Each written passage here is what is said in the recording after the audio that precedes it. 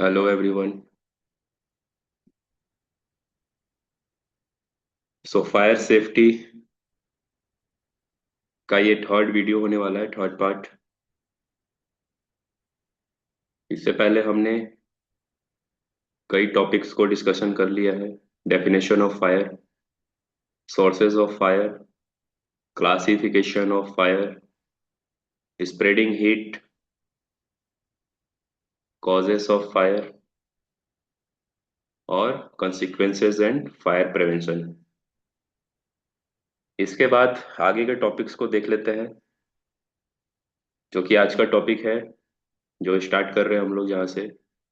Storage of फ्लेमेबल्स material, यानी flammable materials को किस तरीके से स्टोर करना है कि फायर इमरजेंसी क्रिएट ना हो। ठीक है।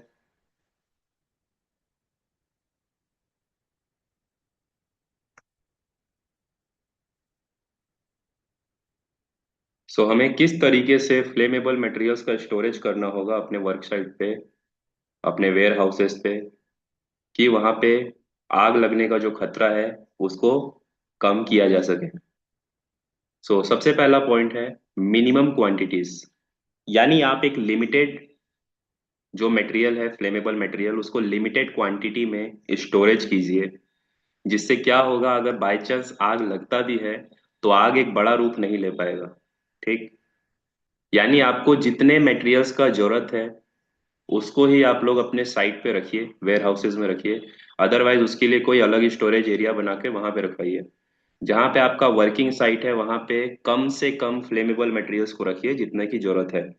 ठीक। क्योंकि जहां पे काम चल रहा होगा वहां पे इंसान होंगे, वो एक्टिविटीज कर रहे होंगे कुछ ना कुछ। सो वहां पे अगर बाई चांस आग लगता है तो आग को कंट्रोल किया जाएगा। कब किया जाएगा? जब वहां पे मिनिमम क्वांटिटी ऑफ मटेरियल होगा, यानी कम से कम मात्रा होगी मटेरियल की। अगर ज्यादा होगा तो आग क्या है, बड़े पैमाने का रूप ले सकता है। ठीक।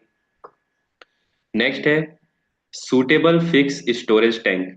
आप जो भी मटेरियल्स ले रहे हैं, स्टोरेज कर रहे हैं, उसका जो भी कंटेनर होगा या फिर जो भी उसका स्टोरेज एरिया होगा, टैंक होगा, वो आप लोगों को सूटेबल होना चाहिए, यानी लीक प्रूफ होना चाहिए, लीकेज नहीं होना चाहिए। है ना? जो भी थर्मल प्रोटेक्शन होता है वो भी उसमें होना चाहिए। कोई ऐसा मटेरियल है जो कि ज्यादा गर्मी के कारण आग पकड़ ले तो थर्मल प्रोटेक्शन के थ्रू रखना होता है उसको। सो ये सारा चीज हमें ध्यान रखना है। अगला है क्लियर मार्किंग ऑफ कंटेनर। अब कंटेनर के ऊपर इस तरीके से मार्किंग्स रखनी है। डेंजर, जैसे ये अपना एक मार्किंग है, लेबल है डेंजर का, इसमें एक इंडिकेशन बना दिया गया है आग का, और कुछ पॉइंट्स लिख दिया गया है। स्टोरेज एरिया फ्लेमेबल मटेरियल है और ये खतरनाक है। और मटेरियल पे ये भी लिख सकते हैं कि यहाँ पे आप लोग इस टेम्परेचर में इसको स्टोर करिए, या फिर यहाँ पे स्मोकिंग मत करिए। ये सारी चीजें आप लोग अपने वर्क एरिया में, स्टोरेज एरिया में लगा सकते हैं। क्लियरली मार्क स्टोरेज एरिया, यानी आपका जो भी स्टोरेज एरिया है उसको अच्छे से मार्किंग कर लें कि यहाँ पे स्टोर रूम है, यहाँ पे फ्लेमेबल मटेरियल को स्टोर किया गया है। सो यहाँ पे आपको सावधानी बरतने की ज्यादा जरूरत है। नेक्स्ट है spillage control by using non spill caps और बंडिंग्स। यानी आपको ऐसे कंटेनर्स का इस्तेमाल करना है जो कि स्पिलेज प्रूफ हो, यानी उसमें किसी तरीके का लीकेज वगैरह, छलकाव वगैरह ना हो। नॉन स्पिल कैप्स वगैरह उस पे लगा होना चाहिए। ठीक। Adequate ventilation. आप जहां पे भी स्टोरेज कर रहे हैं, जिस भी एरिया पे, वहां पे प्रॉपर हवा का आदान प्रदान, वेंटिलेशन होना चाहिए ताकि वहां का टेम्परेचर मेंटेन किया जा सके। Suitable fire fighting equipment. आप जिस भी तरीके का मटेरियल वहां रख रहे हैं, लिक्विड फॉर्म में है, सॉलिड फॉर्म में है या फिर गैसियस फॉर्म में है, सो उस प्रकार का फायर फाइटिंग इक्विपमेंट्स आपको वहां पे रेडी करके रखना होगा ताकि फायर इमरजेंसी के दौरान आग के ऊपर तुरंत काबू पाया जा सके। नेक्स्ट पॉइंट है removing likely sources of ignition. यानी आप जहां पर भी फ्लेमेबल मटेरियल का स्टोरेज कर रहे हैं वहां से जो भी ज्वलनशील जो सोर्स होते हैं, स्रोत होते हैं, जैसे कि आपका मान के चलिए डिस्ट्रीब्यूशन बोर्ड, इलेक्ट्रिसिटी बोर्ड, या फिर कोई वहां पे ऐसा काम जो कि हॉट वर्क की तरह हो जहां से स्पार्क हीट वगैरह निकले, तो ऐसे इग्निशन सोर्सेस को आपको क्या करना है, वहां से हटा के रखना है। यानी उसको नो स्मोकिंग जोन से भी मतलब आप मार्कअप कर सकते हैं कि वहां पे कोई स्मोकिंग नहीं करना है। प्लस वहां पे जितना भी डिस्ट्रीब्यूशन बोर्ड वगैरह, पैनल वगैरह इलेक्ट्रिसिटी का होता है उसको भी आप वहां से दूर रखिएगा। क्योंकि क्या होता है, इलेक्ट्रिक पैनल पे अगर बाय चांस लोड पड़ता है इलेक्ट्रिसिटी का, तो उससे शॉर्ट सर्किट होगा और इग्निशन वहां से क्रिएट हो सकता है। ठीक। और बाकी हॉट वर्क कहीं पे वेल्डिंग कटिंग ग्राइंडिंग है तो उसको आपको स्टोरेज एरिया जहाँ पे आप फ्लेमेबल स्टोरेज कर रहे हैं वहां से दूर रखना है। तो इन सब चीजों का आपको ध्यान रखना होता है। Trend competent staff. आप जिस भी स्टाफ को अपने वेयर हाउस में रख रहे हैं, स्टोरेज एरिया पे रख रहे हैं, वो कैसा होना चाहिए, ट्रेंड होना चाहिए। कैसी ट्रेनिंग उसको मिली होनी चाहिए, उसको इस तरीके की ट्रेनिंग मिली होनी चाहिए कि वो इमरजेंसी में किस तरीके से वहां पे फायर को कंट्रोल कर पाए। प्लस उसको जो भी वहाँ का प्रिवेंटिव कंट्रोल मेजर्स होते हैं उसको लेने का अपना आइडिया होना चाहिए कि वहाँ पे जो भी मार्कअप्स होते हैं, जो भी वहाँ पे सिंबल्स वगैरह लगाना है, मटेरियल को किस तरीके से रखना है। कुछ मटेरियल्स होते हैं जिनको कि स्टैंड बाय पोजीशन में रखा जाता है खड़ा करके, खाली मटेरियल को खाली एरिया में, वेस्ट मटेरियल को वेस्ट एरिया में, यूजफुल मटेरियल को यूजफुल एरिया में। इस तरीके से वो बंदा क्या करेगा, अपना मटेरियल जो स्टोरेज एरिया है, वेयर हाउस है, उसको अपना रखेगा मैनेजमेंट करके। ठीक। तो ऐसा अपने को स्टाफ वहां पे प्रोवाइड करने का है। नेक्स्ट है एडिक्वेट वार्निंग साइन। यानी आपको क्या है, अपने वर्क एरिया पे, वर्क साइट पे, जहाँ पे भी आप मटेरियल को स्टोर कर रहे हैं उस पे लेबलिंग कर देना है और वहाँ पे वार्निंग साइन कर देना है कि यहाँ पे स्मोकिंग मत करिए, ये फ्लेमेबल एरिया है, यहाँ पे फ्लेमेबल मटेरियल्स को रखा गया है। ये सब तरीके का आप वार्निंग साइन, चेतावनी वाला साइन लगा सकते हैं। इससे क्या होगा, तो आपका जो फ्लेमेबल मटेरियल का स्टोरेज है वो सेफ रहेगा और फायर इमरजेंसी होने का जो खतरा है वो भी कम हो जाएगा, मिनिमाइज हो जाएगा। ठीक है। नेक्स्ट है प्रिवेंटिंग फायर स्प्रेड। यानी एक जगह पे अगर आग लगता है तो वो आग एक स्थान से दूसरे स्थान पे न जाए, न पहुंचे, उसके लिए हमें क्या करना होता है। ठीक।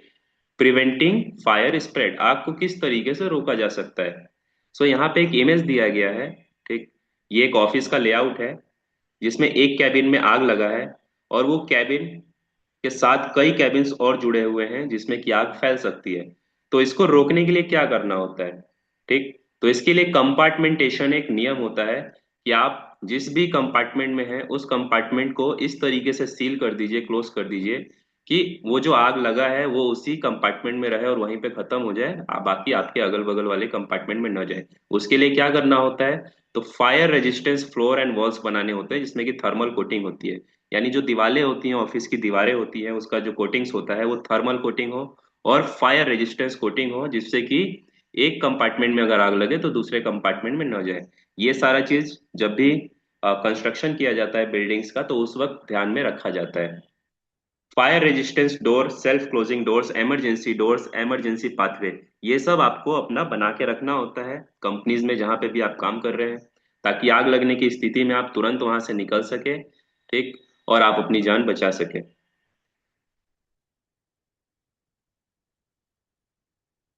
नेक्स्ट है फायर फाइटिंग अलार्म सिस्टम। ठीक। अभी क्या होता है कि आग अगर किसी साइट पे लगता है और वो साइट बहुत बड़ा है, किसी एक कोने किसी एक छोटे से साइट पे आग लगा और वो साइट पे जो लोग काम कर रहे हैं सिर्फ उन्हीं को पता है और बाकी लोगों को नहीं मालूम है। तो उसके लिए क्या ऐसा सिस्टम होना चाहिए कि जहां पे आग लगे उससे पूरे बिल्डिंग को, पूरे प्लांट को पता चल जाए कि यहाँ पे पर्टिकुलर एरिया पे आग लग गया है। तो उसके लिए कुछ डिवाइसेस होते हैं। ठीक। जैसा कि आपके स्क्रीन पर ये डिवाइसेस दिए गए हैं, इसमें कई तरीके के डिवाइस होते हैं जो कि डिटेक्शन सिस्टम भी होता है, अलार्म सिस्टम भी होता है, और ये अलग अलग तरीके से होता है, मैनुअल भी ऑटोमेटिक भी। सो क्या क्या होता है तो देख लेते हैं। सबसे पहला कॉमन फायर डिटेक्शन सिस्टम जो अलार्म सिस्टम होता है वो होता है फायर अलार्म। यानी कहीं पे भी अगर आग लगता है और व्यक्ति को, एम्प्लॉय को पता चलता है कि उसके एरिया में आग लगा है, तो वो तुरंत क्या करता है, उस फायर अलार्म को दबा देता है जिससे कि पूरे प्लांट को मालूम चल जाता है कि वहां पे आग लगा है। ठीक। और फायर अलार्म मैनुअली किस तरीके से करना है, मैनुअली बोले तो खुद से, मशीन के द्वारा नहीं। तो अगर आग लगता है तो आपको क्या करना है, अगर आपको सबसे पहले पता चलता है कि आग लगा है तो क्या करिएगा, साउट फायर फायर, है ना, सिंपलेस्ट तरीका है जिससे कि आप कई लोगों को जानकारी दे सकते हैं कि इस एरिया में आग लगा है। तो उसके लिए आपको क्या करना है, चिल्लाना है जोर जोर से कि आग आग आग, है ना, फायर फायर फायर, यानी आग लगा है। इससे क्या है, आसपास के इम्प्लॉयज को मालूम चल जाएगा तुरंत और ये जल्दी मालूम चलेगा। ठीक है, सिंपलेस्ट तरीका है। क्योंकि कई बार क्या होता है कि मशीनें काम नहीं करती हैं इमरजेंसी के दौरान। सो उसमें सिंपलेस्ट तरीका यही होता है कि मैनुअली आप वहां पे चिल्लाइए जिससे कि मालूम चल जाए सभी लोगों को कि यहाँ पे आग लगा है। नेक्स्ट है यूज ऑफ गॉन्ग्स बेल। ठीक। इसमें क्या है कि एक बेल होता है, उसको आप बजाइएगा जिससे कि तेज नॉइस होगा, और वो आपका इमरजेंसी प्लानिंग के थ्रू सभी को बताया गया होगा कि इस तरीके से अगर बेल बजाया जाए तो आपको इमरजेंसी समझना है। तो अगर वो ऐसा कुछ है वहां पे रूल, तो उसमें आप बेल का इस्तेमाल भी कर सकते हैं। Break glass point. कई जगह पे मैनुअली और मैकेनिकली दोनों सिस्टम होता है। फायर ग्लास लगा रहता है, बस आपको ग्लास को ब्रेक करना है और उसके बाद जो बटन होता है उसको प्रेस कर देंगे तो आप बाकी आप जितने भी इंप्लॉइज हैं उनको अवेयर कर सकते हैं कि आग लग गया इस जगह पे। अगला होता है ऑटोमेटिक। ऑटोमेटिक में क्या होता है कि कुछ ऐसे डिटेक्टर्स होते हैं जैसे हीट डिटेक्टर, स्मोक डिटेक्टर, जो कि आपके सामने स्क्रीन पर यहाँ पर है। ये हीट को, स्मोक को, है ना, पहचानते हैं और ऑटोमेटिकली अलार्म दे देते हैं। तो ये भी कंपनीज में इंस्टॉलेशन किया जाता है। ठीक है, वहां पे जो भी कंडीशंस है उसके अनुकूल। तो ये तो हो गया हमारा कि किस तरीके का अलार्म और डिटेक्शन सिस्टम्स होते हैं।